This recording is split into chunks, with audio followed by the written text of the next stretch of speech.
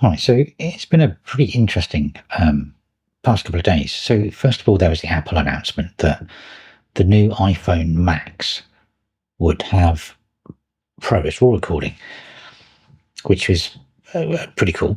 And then this morning, Blackmagic released DaVinci Resolve 20.2, which had Apple encoding and decoding in it, which was a bit odd. And then also, if I can find it,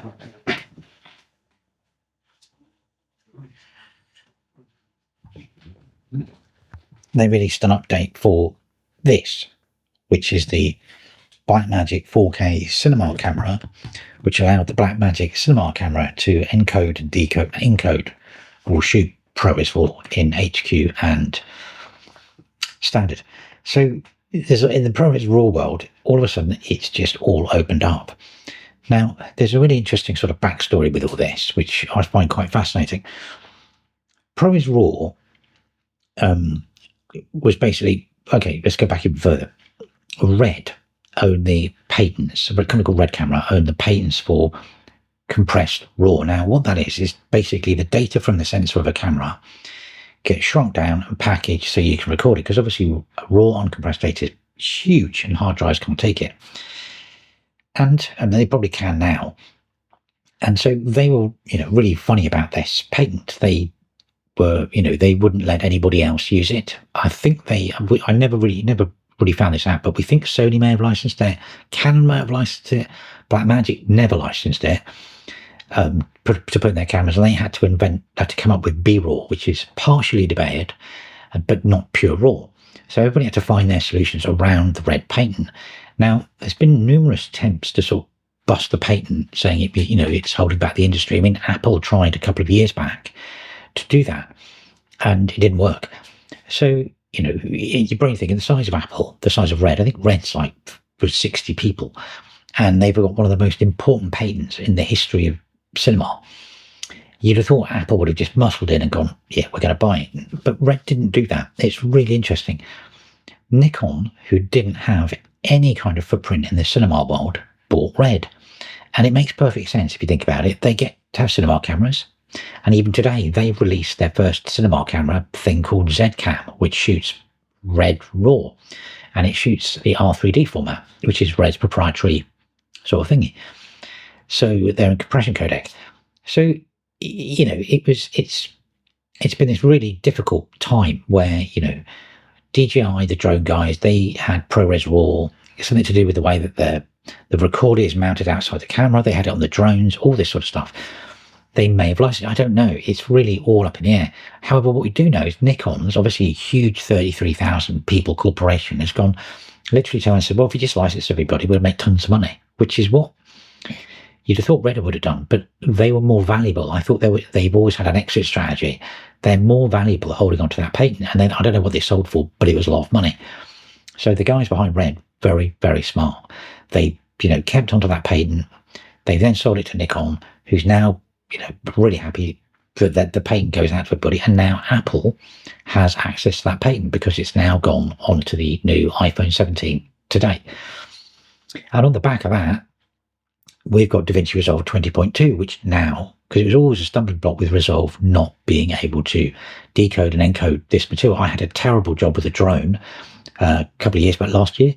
Well, we couldn't shoot ProRes RAW because we could get it into Resolve. So we had to shoot cinema DNG files on an 8K drone, the DJI one doing 8K.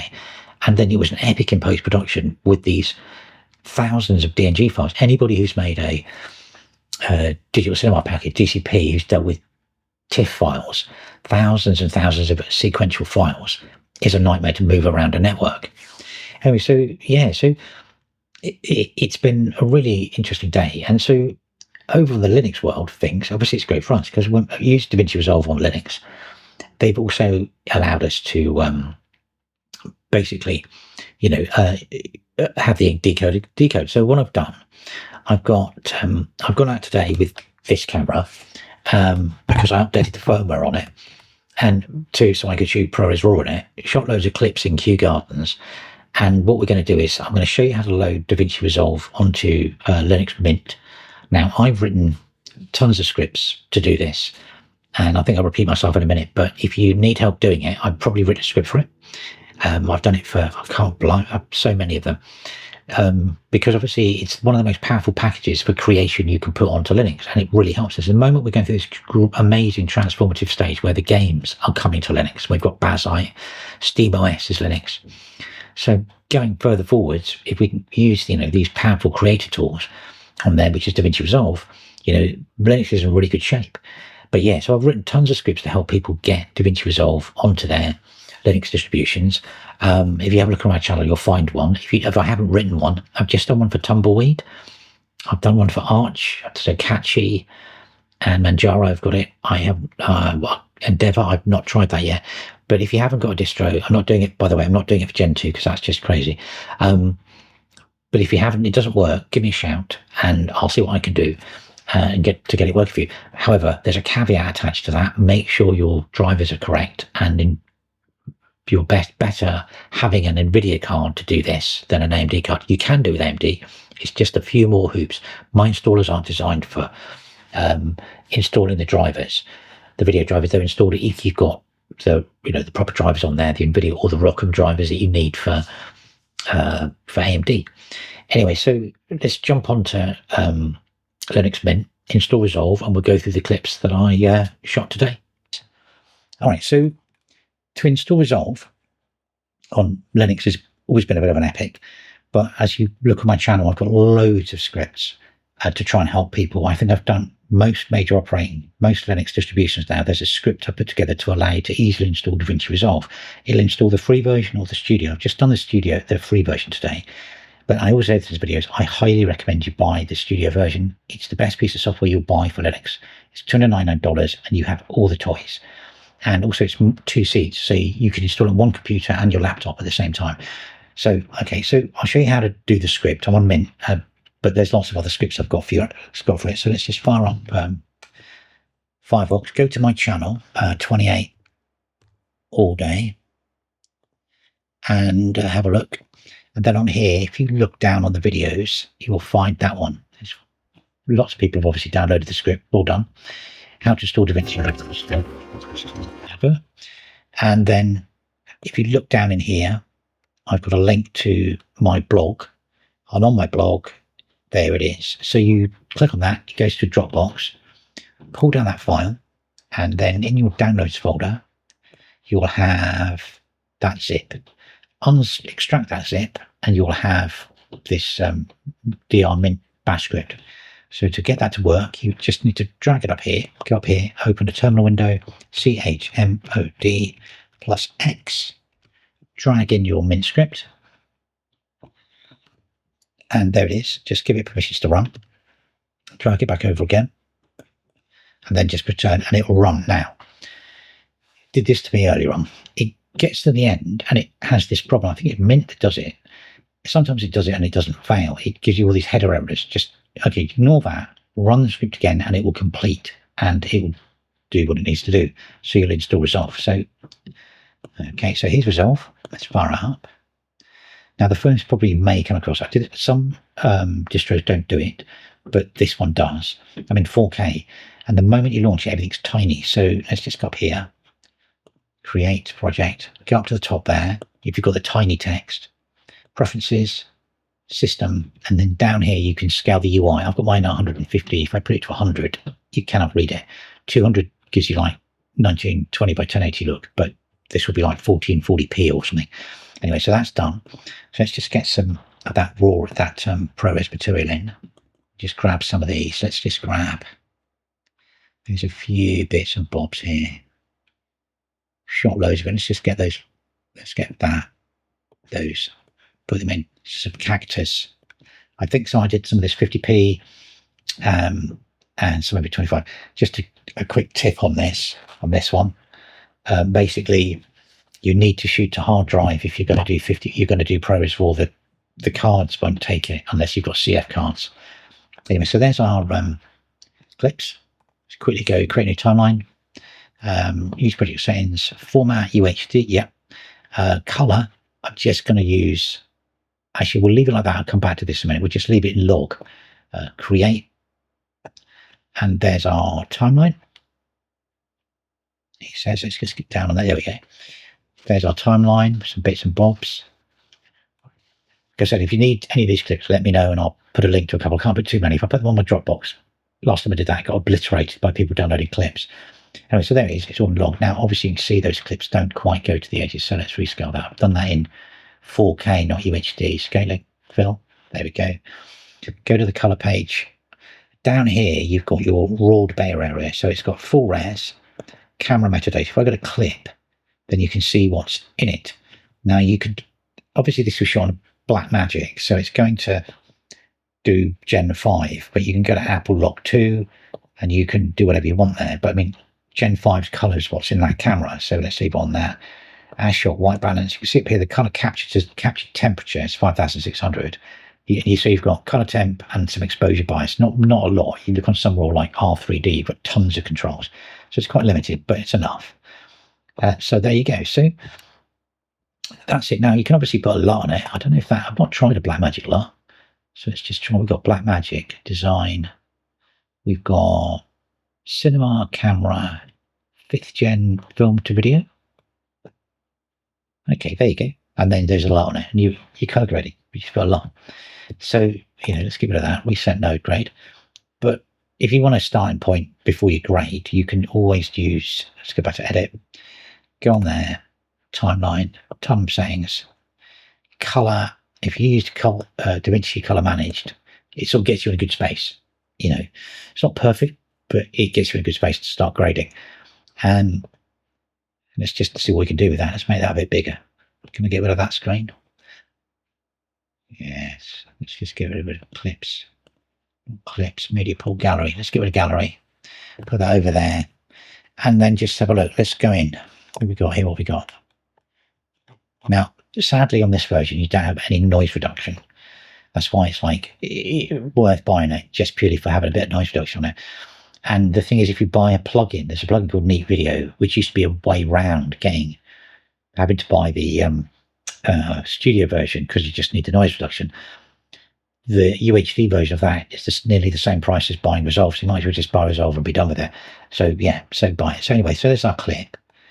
Doesn't look too exciting, but normally I do a noise reduction node. Let's get Alt-S, put another node in, put another one in. And just very quickly, I do it this way. It's a bit weird. So I'd normally do this, color space, change the color space of the node to lab, and then go in here. And I do my balance this way. It's really weird. I'll push everything up, put it to that first bar. That one, green, and you can fiddle in a minute. Just punch everything up there. Bring the blue in. A bit too much, but then it balances out at the bottom. And there you go, you put a bit more color into it. Now, lab's a really cool color space. It's like L stands for luminance. A and B, I think it's green and blue. Then it's red and blue. So really weird. I used to use it a lot in Photoshop. It's very, very powerful. So there's your bit of a punch to color. Just have a look what it looks like without that. So Alt D. There we go. That's what it looks like before. Oh, I've just turned all the nodes off. Let's just turn off that node. Control D. There we go. I've done that for a while. So there's Control D. See, it's just punched everything, got a bit of contrast really quick. And that's great. Now, obviously, you've done all your other bits. You'd be doing, I don't know, masking, whatever you need to do to make everything look lovely. And then the last thing I used to do, another lab node, color space. Color space, put that back to lab. And then on that, you turn off the channels. Turn off 2, turn off 3. So what you've done is you've turned off A and B, and you've left L. So L is the luminance. So you can go in here with sharpen. Let's have a look. You can just do the sharpen plugin, but I mean, I'm old school. So let's just drag that down. There you go. Tiny bit of sharpening. About 46 does it. And then we're good. So it looks a lot better. Now I'll turn off those nodes. Let's drag the 2 of those. That one and that one. I'm going to just turn it off. I'll Control D. Let's do a lot of them. Alt D. There we go. So that's without anything. That's with it on there. Bit definition, everything like obviously to taste. So have a ball. I mean, obviously this is the problem with it. There's certain things in here that you don't have. So if I wanted to do, what are we missing? So if you want to do your film look creator, you can't do it. Not yet. Okay, so let's just reset that node. Let's get rid of that node. And then down here, you haven't got your noise reduction. The moment you do that, the same thing happens. So you've lost a lot of functionality with this. So it's great to learn to edit on, but the color bit, you know. So you can see that's, you know, lots of, let's just grab that. Let's grab that look. Let's have a look at it. It does on that one. Did I grab it? Grab still. Where's my gallery gone? There we are. Let's pop it on that one. There you go. Look at that. Pop back in. And then that one. From there. And then work on that. Should work on that. There you go. All the colour comes in there. Look, that's great. Those guys. I haven't done any colour balance, like any exposure balancing. I've just done a colour. There's that. Let's just play that. Oh, shaky hands. Really shaky. Notice I'm not playing this. But realistically, I mean, you just jump back in. Now, I don't know if it does like this. I have to test it, but these have got a gyroscope in them, and I think they do a bit of inbuilt stabilization, so it should be pretty quick to render that. Stabilize. 100 frames per second stabilization. Let's do all the clips. Hopefully this isn't destroying my video recording because I'm doing this. So let's just do that. And should everything be a bit smoother? Yeah, the camera, they've got gyros in, so they do remember the data. So I can't remember. There used to be a special switch to do it. I haven't done it for yonks with these. I mean, normally you wouldn't really want to get footage that's as wobbly as what I've just done, but I was just wandering around with the camera. There you go. And then there's a bit of that. A bit too saturated, I think. But I mean, it's very green in there. I mean, I've got a bit over the top there with the lap nodes. But there you go. That looks great. And it's proper raw out of the Blackmagic for once, not B-raw. And then obviously on the free version, so we're only going to have, if you want to go out to online, I mean, I don't know if you know this, but basically YouTube, Netflix and all that, they use AV1 now. So basically, if you export H.264, H.265, upload it, they convert it to AV1 and that's why there's no H.264 or H.265 in this, in the free version, because someone has to pay for it. AV1 is free, and that's why everybody's using it. So you have MP4, and now I've got the encoder, NVEG encoder in video. I'm not going to do it because it will obliterate the video. You've got the NVEG encoder in there, and you can pump this out in AV1. So there you go. So that's the free version of Resolve, and with ProRes RAW, and the Blackmagic camera with ProRes RAW, and shortly the Blackmagic video assist will get it as well. So what an interesting day. And then later on down the line, obviously, there's going to be tons of this footage floating around for creators with their iPhones, with raw material. I mean, it's a bit of it's nice having raw. You've got limited with the lenses, but they are quite nice. So, I mean, you'll be having a field day. So if you're on Linux, you're in a good place. You can do everything. So there you go. So if you have problems getting Resolve onto your Linux distribution, drop me a line and ask me which one. I haven't done Nix OS. Don't know how that's just beyond me. Gen 2, you've got to be joking. And basically, I've done Arch. So I've got Catchy and Manjaro and Ubuntu and all those ones. So, but if you do have problems, just let me know. But before you ask a question, just remember, you need to have your video drivers installed properly. And the AMD is a bit tricky. There's a really good way to do it on the Nabarro website. They've got their own installer, but they talk about how to install. I've not tried it, and I must put an AMD card back in that machine and try, because they show you how to do it. I've never managed to get an AMD card working unless it was a RX 5060 I got working once. Anyway, there you go. So I hope that's useful. Lots of exciting news, really good. And so if you've got any questions, ask. And yeah, thanks for watching.